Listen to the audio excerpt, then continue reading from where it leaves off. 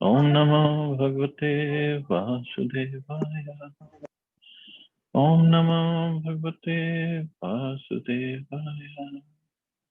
Narayanam Namaskritya Naram Chaiva Narottamam Devim Saraswatim Vyasam Tato Jayamtiri Nashtiprayeshu Abhadreshu Nityam Bhagavata Sevaya Bhagavati Uttam Shloke Bhaktir Bhavati Nishtiki. So continuing with the discussion on Srimad Bhagavatam, Canto 4, Chapter 25, the descriptions of the characteristics of King Puranjana.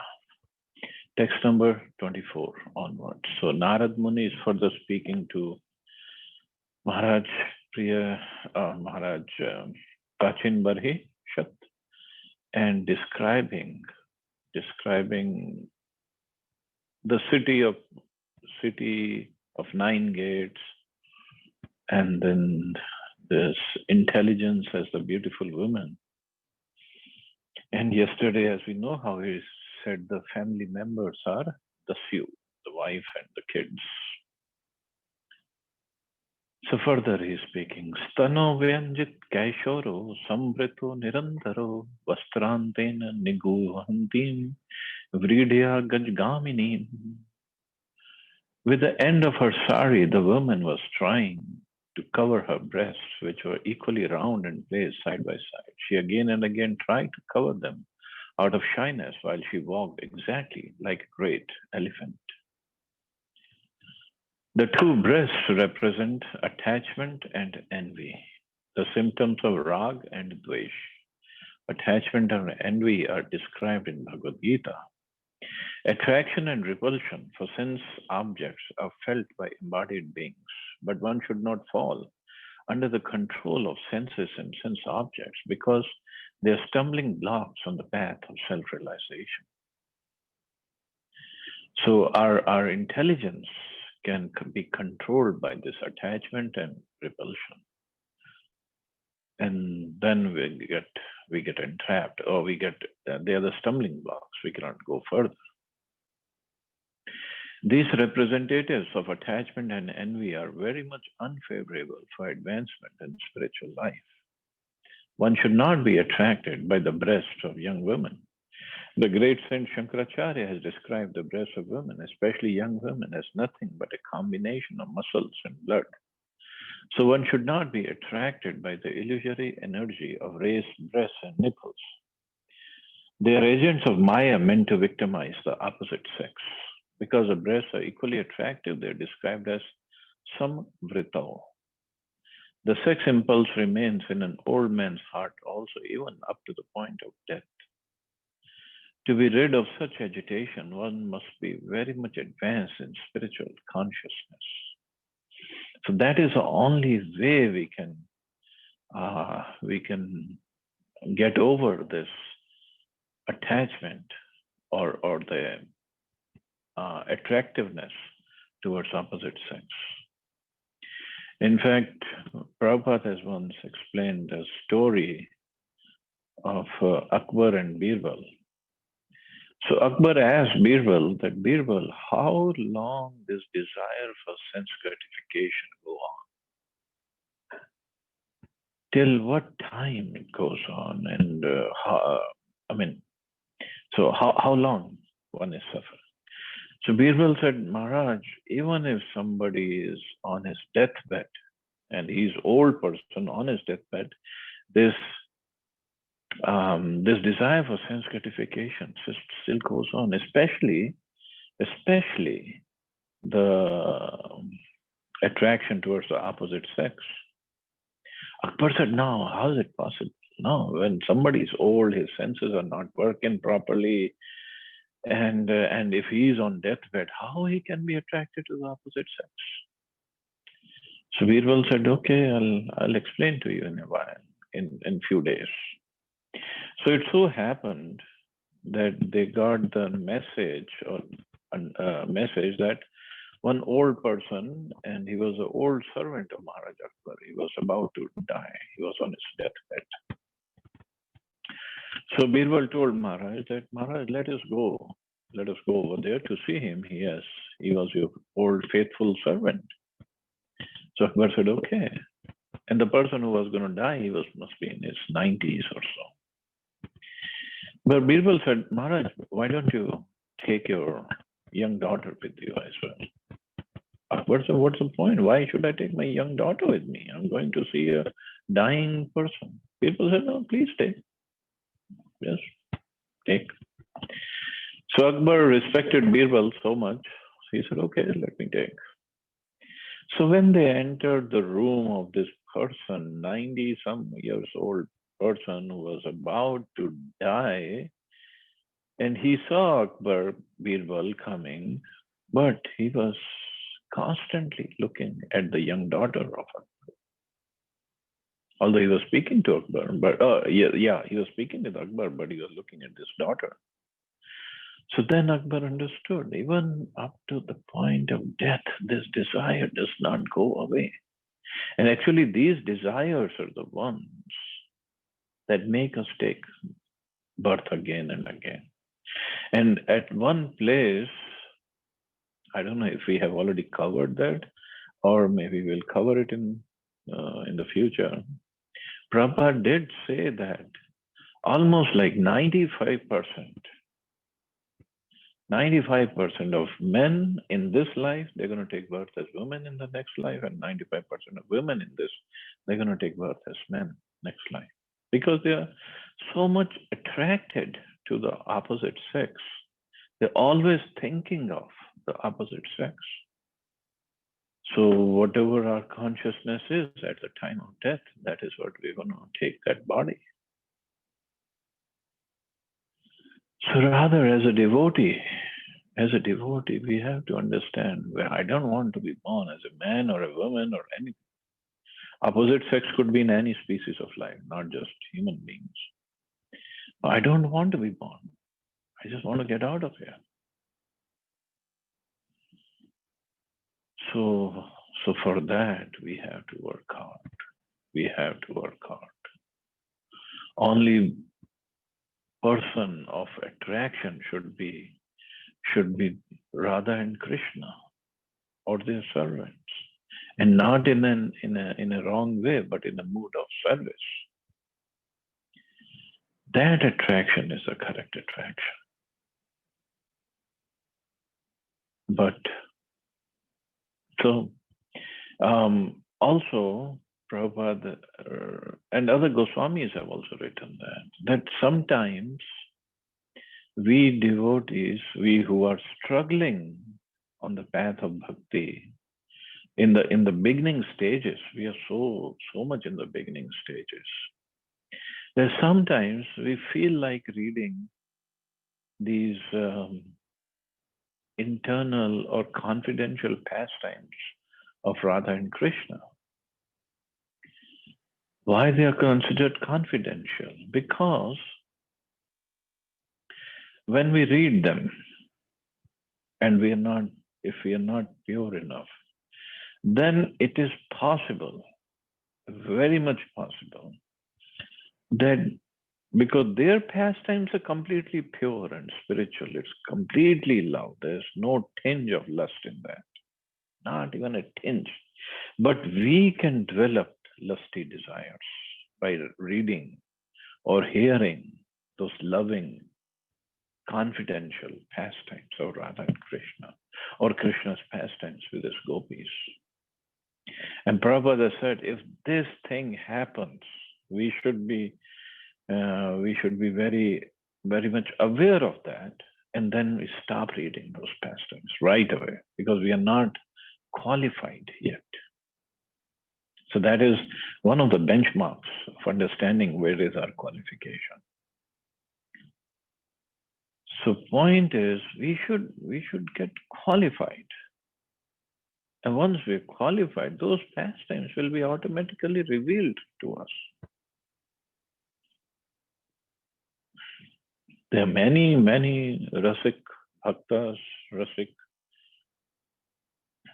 associates, and they have written like Geet Govinda by Jayadeva Goswami. But we are not qualified to read that. yet. And we cannot force. Sometimes devotees like to read those and then they try to describe those pastimes. Well, once one couple, I think it was in Hyderabad, they came to see Prabhupada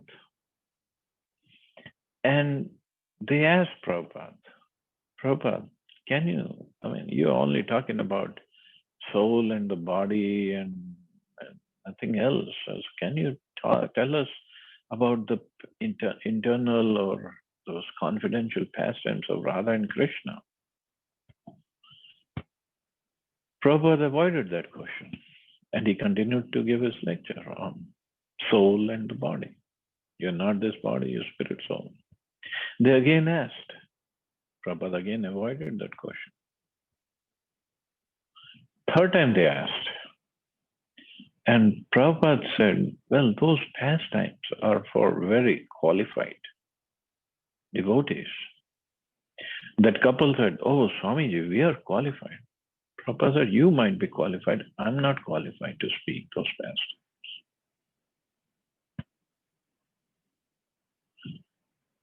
That is Prabhupada's fault. Because Prabhupada, of course, he's an eternal associate of Radha and Krishna, Chaitanya Mahaprabhu, but understanding our position, our limitations, our fallen conditions, he did not go deep into those pastimes, even in his purpose. And the reason is not that he didn't know, and reason is not that he doesn't want us to know. Reason is we are not qualified yet. So we just have to become qualified. And then those pastimes will be revealed when we are qualified, as much as we are qualified. So when Prabhupada is talking in these purports, and he's describing different parts of women's body, but this is basically to make us aware of what exactly they mean. And then he quotes Yamunacharya. Yamunacharya said, since I have been engaged in the transcendental loving service of Krishna, realizing ever new pleasure in him, whenever I think of sex pleasure, I spit at the thought and my lips curl with distaste. When one is spiritually advanced, he can no longer be attracted by the lumps of flesh and blood which are the breasts of young women. The word Nirantaro is significant because although the breasts are situated in different locations, the actions is the same. We should not make any distinction between attachment and envy. As described in Bhagavad Gita, they're both products of Rajoguna. Kama esha, Krodha esha, Rajoguna, Samadbhava. So we have to go beyond Rajoguna. The word niguhantim, trying to cover, indicates that even if one is tainted by Kam, Lobh, Krodha, etc., they can be transfigured by Krishna consciousness.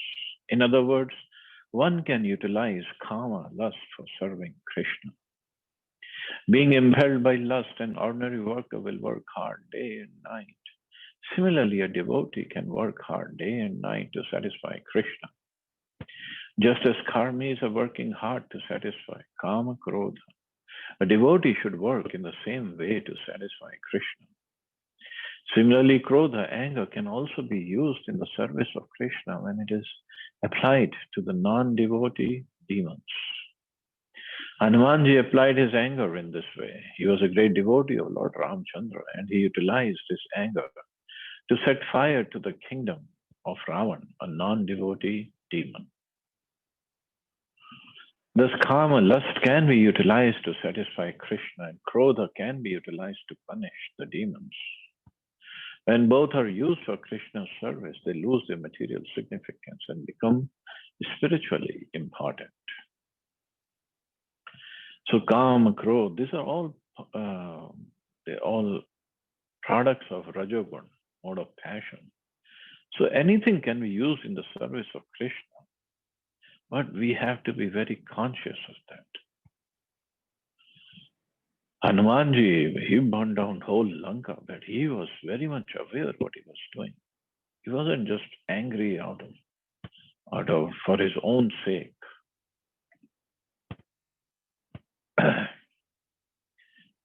So, of course, we are not like Hanumanji. We're not that great. We don't have that kind of power or strength or that kind of devotion. So, so our point is try to control our anger. Whenever we get angry, we just try to control it right then and there. Because we cannot fight with the demons, the non-devotee demons. And in anger, that's why I say anger is just one word or one letter away from danger. And in that anger, we can do plenty of things that could be detrimental for our advancement. Krodhat bhavati samoha, samoha smriti vibrama, smriti bhrinshat buddhi nashat anashat. So when krodha comes, we have to control it right then and there. Because Hanumanji, Arjun, Parshuram, they exhibited krodha and they killed demons or demonic mentalities of people. But we are not at that level. So we have to try to control and bring out those divine powers of the soul. For Hanumanji to manifest anger, that is his divine quality, but it's not for us.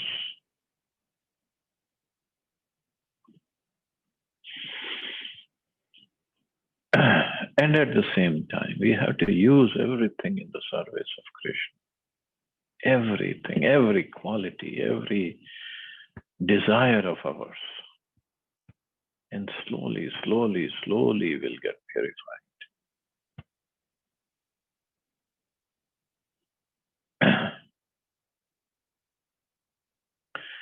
Tamaha lalitam vira savrid smit shobhanam snigdhena pang pungena punkhena sprishta premod bhramad dhruva.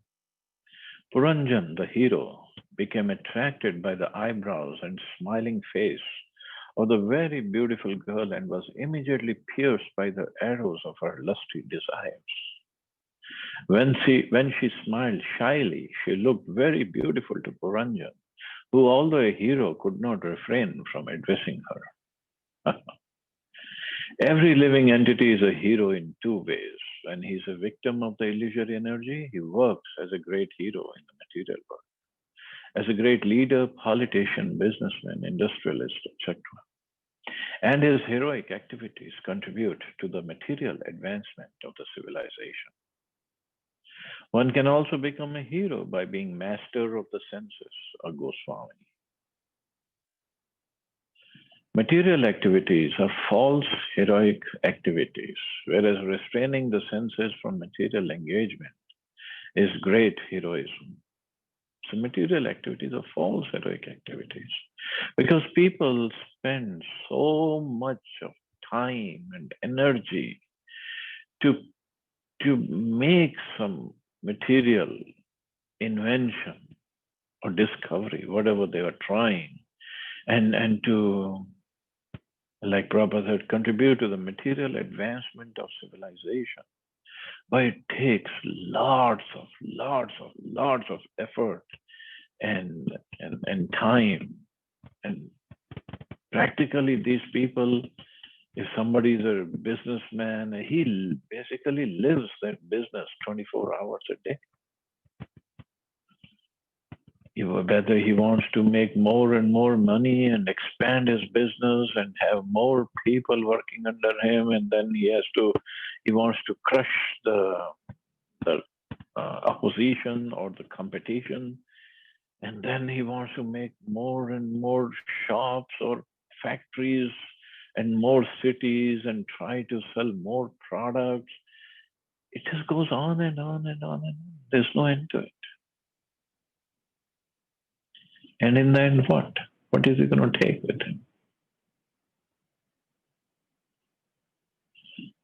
There are so many people who are doing so much of research work here all over the world, and they want to figure out some new things that can bring prosperity or comfort to the civilization.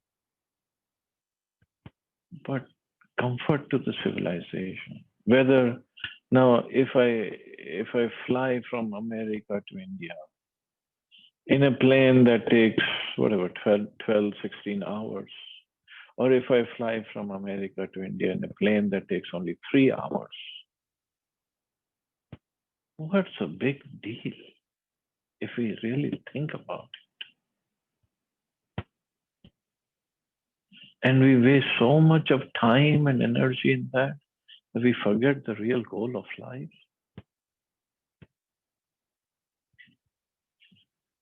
But for those who are in mode of passion, this is life. This is it. And once they figure out something, then they want to figure out something else and something else and something else. But again, even if we live in a house that is completely technologically equipped with latest gadgets, still all we need is 2 or 3 chapatis to eat and a little place to sleep. That's all. And when we work so hard and take so much of stress, the body gives up. And then we cannot even eat those 2, 3 chapatis because then we need to eat lots of medicines.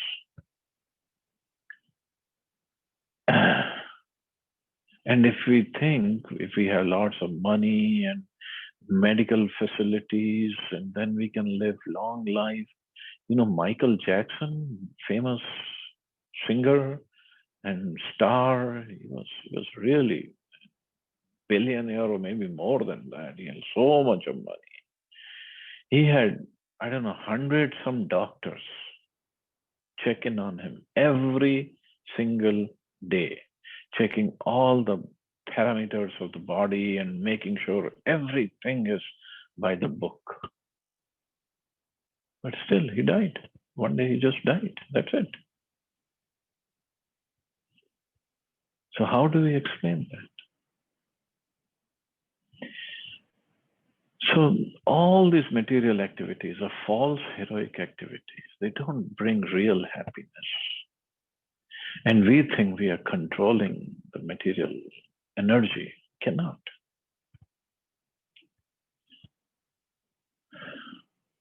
However, Prabhupada, whereas restraining the senses from material engagement is great heroism.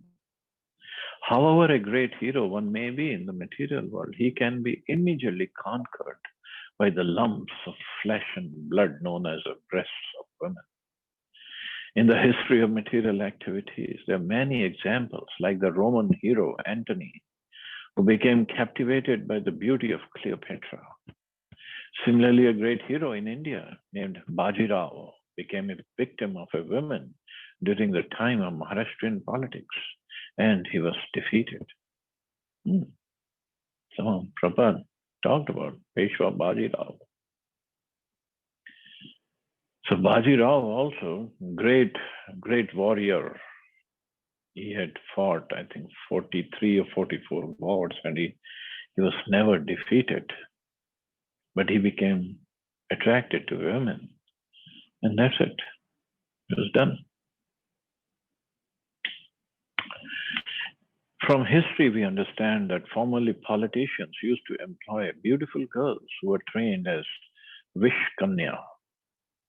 These girls had poison injected into their bodies from the beginning of their lives, so that in due course of time they would become so immune to the poison and so poisonous themselves that simply by kissing a person, they would kill him. These poisonous girls were engaged to see an enemy and kill him with a kiss. Thus, there are many instances in human history of heroes who have been curbed simply by women. Being part and parcel of Krishna, the living entity is certainly a great hero, but due to his own weakness, he becomes attracted to the material features. And this has been, in the history it has happened, it is happening now, and it will happen in the future. Even this is the ultimate weapon of Indra also. Whenever he sees somebody doing lots of tapasya, making spiritual advancement, he sends some beautiful apsara to captivate him and to break his tapasya so he cannot make further progress. Being part and parcel of Krishna, the living entity, is certainly a great hero, but due to his own weakness, he becomes attracted to the material features. Krishna Bahiramukhaya Bhogavancha Kare Nikatastha Maya Dare Japatiya Kare. It is said in the Prem Vivar that when a living entity wants to enjoy material nature, he is immediately victimized by the material energy. A living entity is not forced to come into the material world. He makes his own choice, being attracted by beautiful women.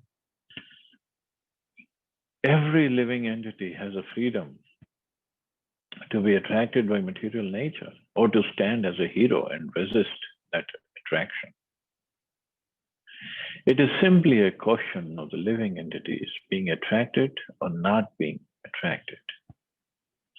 There is no question of his being forced to come into contact with material energy. So it's all up to him. It's his free will. One who can keep himself steady and resist the attraction of material nature is certainly a hero and deserves to be called a Goswami. Unless one is master of the senses, he cannot become a Goswami. The living entity can take one of the two positions in this world.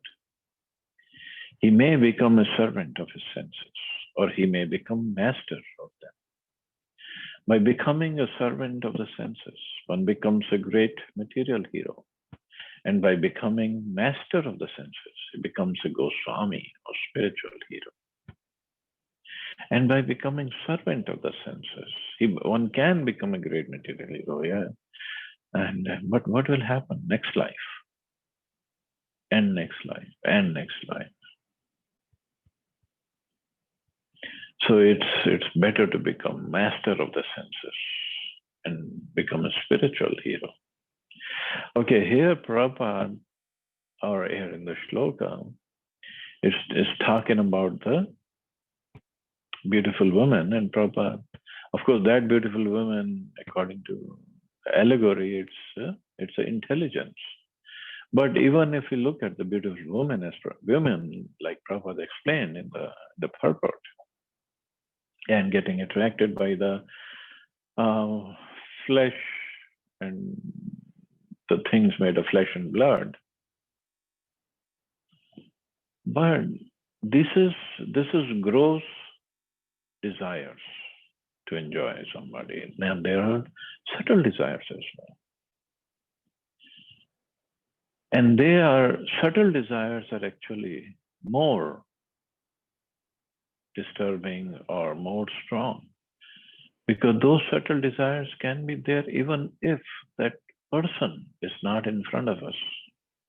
We can be thinking about somebody. We can be talking about somebody. So even that desire, that's also considered a sex desire. I have to find out. There are, I think there are 7 ways of sex desires. So that is also detrimental for spiritual growth.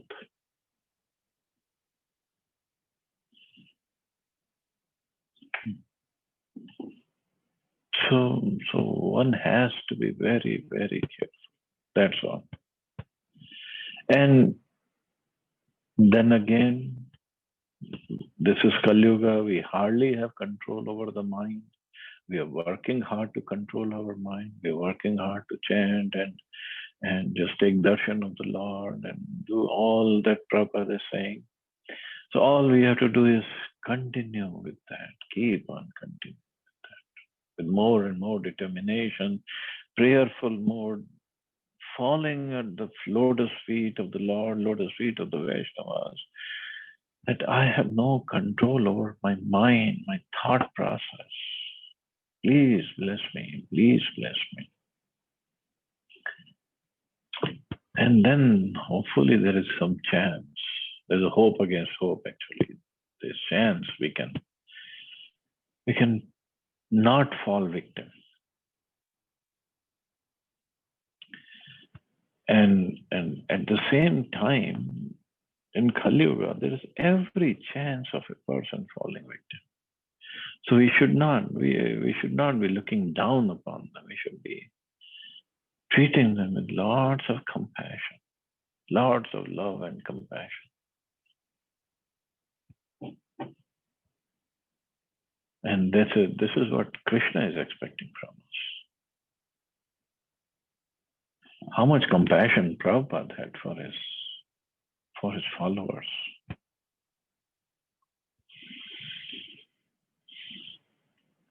In fact, we have heard of the story of Kal Krishna Das, who went with Chaitanya Mahaprabhu on a South Indian tour. And he was the only servant with Mahaprabhu. 24/7 he was serving Mahaprabhu for so many years. But on the way back, when Mahaprabhu was coming back, Kal Krishna Das got allured by these women who were sent by gypsies. Mahaprabhu saved him. Mahaprabhu went to get his servant back, and the gypsies attacked him. And then Mahaprabhu's Maya energy. So when they threw their weapons at Mahaprabhu, their swords and the spears and whatever they had, all these weapons, they went ahead and attacked those gypsies themselves. And the gypsies were running, and their bodies were getting cut into pieces. Their hands were being cut, and the legs were being chopped away. And this is how Mahaprabhu saved Kal Krishna Das. But when he came back to Jagannath Puri, he said, "You cannot be in my service anymore because you get attracted by them." And then Nityanand Prabhu and Sarvabhauma Bhattacharya, and they all got together. They said, "No, you have served long enough, so we're going to send you to Navadvip, where you go and tell them about the pastimes of Mahaprabhu, what he did in his South Indian tour." So devotees are very merciful. Of course, this was mercy of Mahaprabhu also, but that's a different mercy. But regardless, the point is, even a person who was in the service of Mahaprabhu, he could get attracted to them.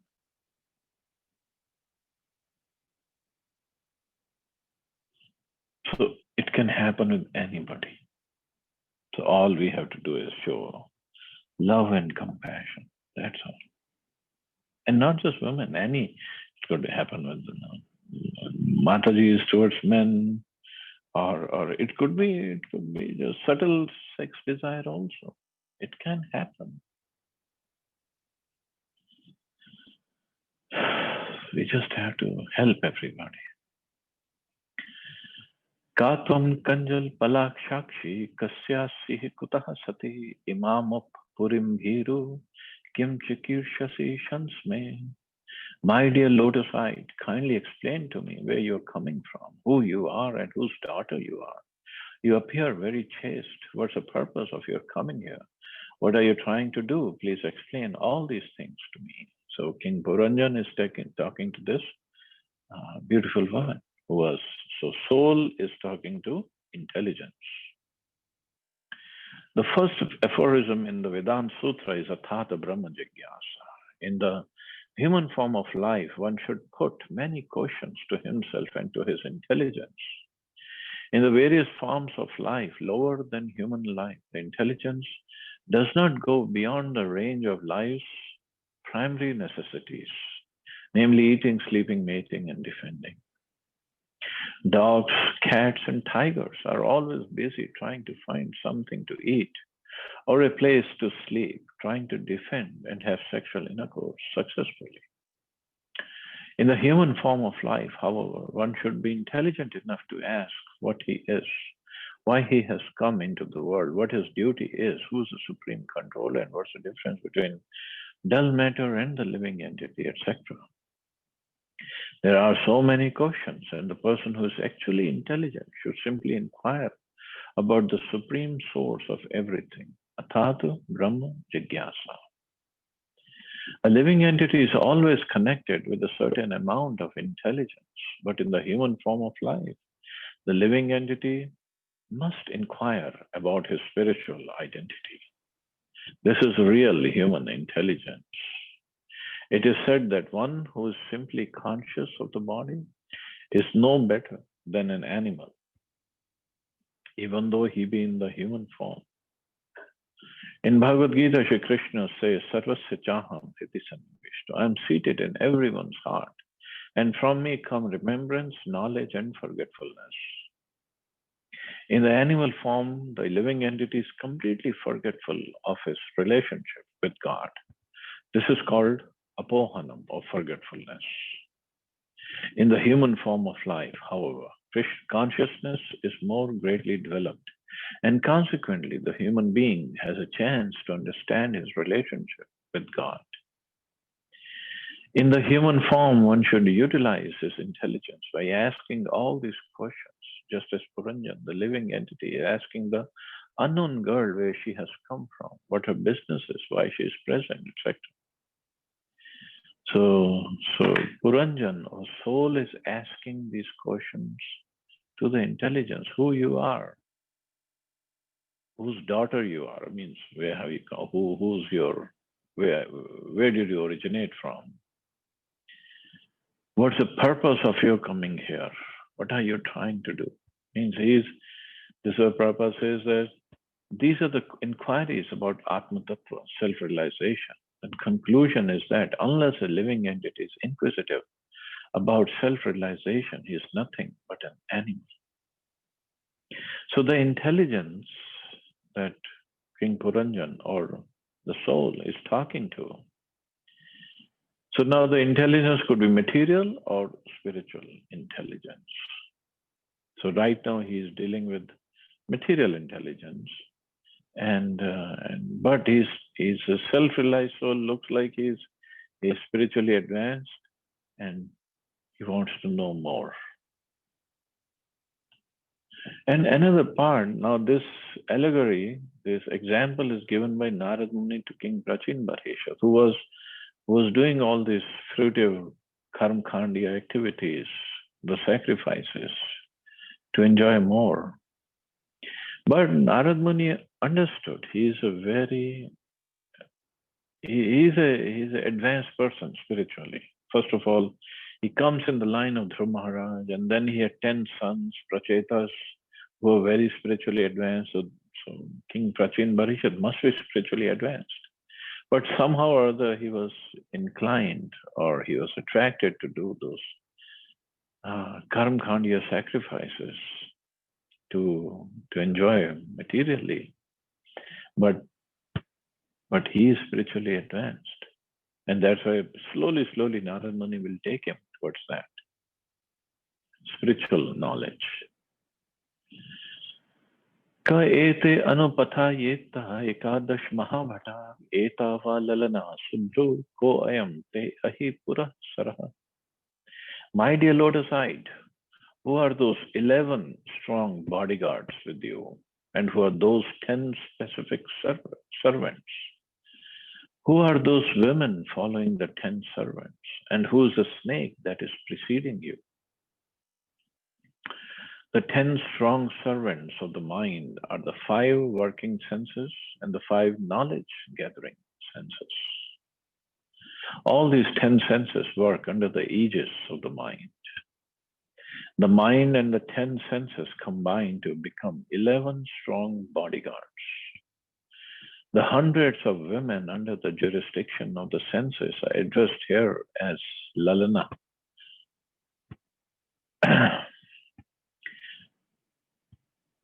The mind works under the intelligence, and under the mind are the 10 senses, and under the 10 senses are innumerable desires to be fulfilled. All these, however, depend on the vital life force, which is here represented by the snake. As long as the vital life force is there, the mind works, and under the mind, the senses work, and then the senses give rise to so many material desires. Actually, the living entity known as Puranjan is embarrassed by so much paraphernalia. All this paraphernalia simply constitutes different sources of anxiety. But one who is surrendered unto the Supreme Personality of Godhead and who leaves all business to him is freed from such anxieties. Therefore, Prahlad Maharaj advises a person who has taken to the materialistic way of life, which is never permanent but always temporary, to take shelter of the Supreme Personality of Godhead and leave aside all his so-called responsibilities in order to get free from all anxieties. So all these the desires, so 10 senses, mind, and then hundreds and thousands of desires. It can be understood in this way. Suppose we have one child, little toddler at home, and we go to, say, the grocery store to buy to do the groceries. And the child is with us. And I'm pretty sure you all have a great experience of taking a child with you to a supermarket. How many things they need or they want. You're shopping, you're buying, you're trying to get some fruits and the vegetables and some dal and rice and atta. And then they would go, mommy or daddy, I want this chocolate and I want this candy and I want this and I want that. So many demands. And somehow you try to pacify him, either by buying them or by controlling them, somehow try to do your shopping while controlling that child. Now imagine there are 10 children like this. And then you have to control all 10. And then imagine there are hundreds and thousands of children like that. Good luck controlling them. So these desires, the 10 senses, and then the thousands of innumerable desires for each sense. That is why the living entity is in anxiety, complete anxiety. He cannot be at peace. Every sense of our body, and they are working constantly, continuously. Together they're working, all 10, with innumerable desires. Good luck controlling them. That's why when we try to become devotee, we're struggling, but Krishna is there, Rishikesha is there. He is the Lord of the senses. And when we try to engage our senses in the service, he removes those superficial desires. He removes them. Because now we are developing desires to serve him only. No more desire of eyes should be looking at something beautiful, some opposite sex, or the movies, or this scenery, or that scenery. That desire is gone. Because the scenery behind me, Govardhan, nothing more beautiful than. So nothing more beautiful than the deities of Radha and Krishna. So similarly, other senses, thousands and thousands of desires, Krishna takes away all of them. So it means that all the anxieties are gone. That's why devotees' lives are very, very simple. Very simple. And materialistic people cannot understand this. They think we are torturing ourselves. No, we are not torturing. There is no desire. There is no need to go anywhere. Even in this coronavirus, this is kind of a fortune for us, and of a blessing. Now we have an excuse that I cannot go anywhere, so I have to sit at home and chant.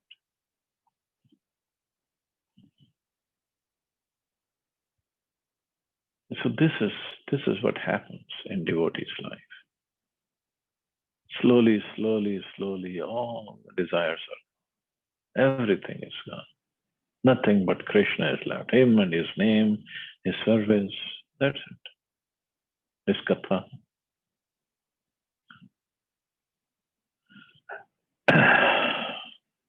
And this is what happened with Dhruv Maharaj also.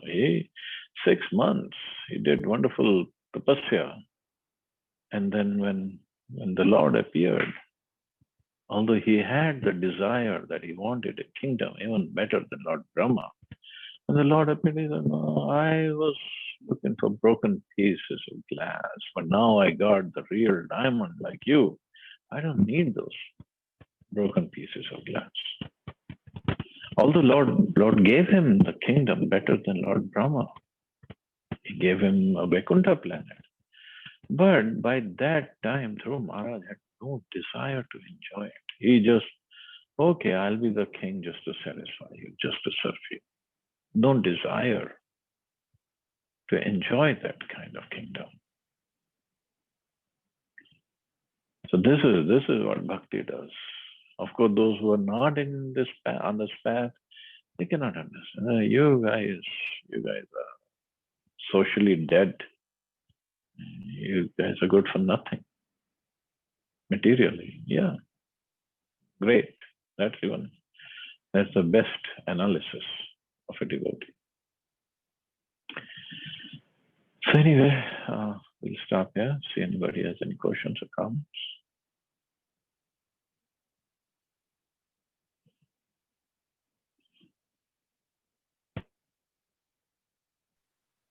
Hare Krishna. Thank you, Prabhuji.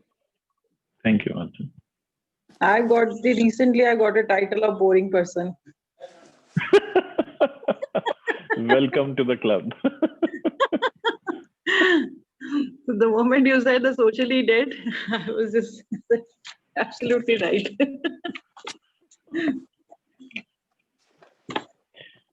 And now you're a certified devotee. So she always talk about Krishna, Bhagwan. इसके पास कोई और बात ही नहीं है करने के लिए.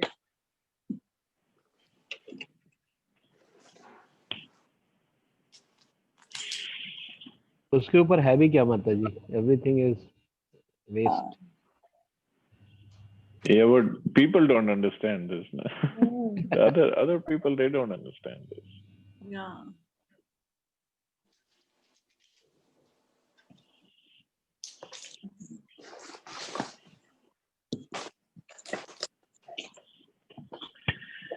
Anyway, so we'll stop here. You all have a safe and wonderful day. Hare Krishna.